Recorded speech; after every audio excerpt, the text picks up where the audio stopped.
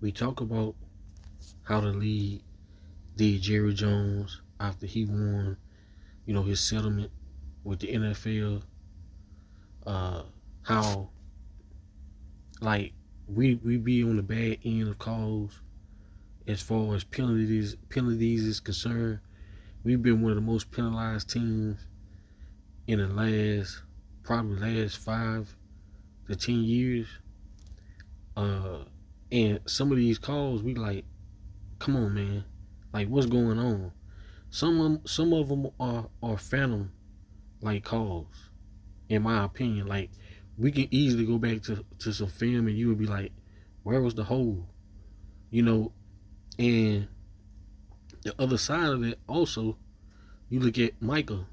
Micah went like, if I'm not mistaken, Micah went like 11 straight games and didn't get a holding call.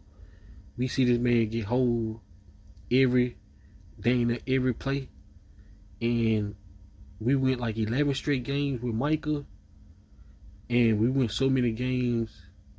No, not won so many games. We went so many games with Micah. I think it was 11 straight games where he didn't get a holding call. You know what I mean?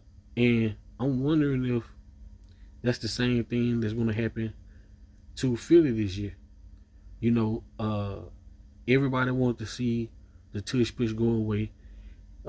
Me personally, I've definitely not been a fan of it for the simple fact that it just came into our game. You know, this wasn't something done in the beginning stages of the NFL, so I never agreed with it. You know what I mean? And it just looked goofy as well, as far as I'm concerned. But it wasn't something that we did in the backyard.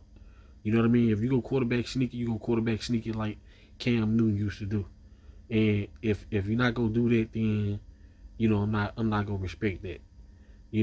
Although the Philadelphia Eagles found it as a loophole, and they put it into their game.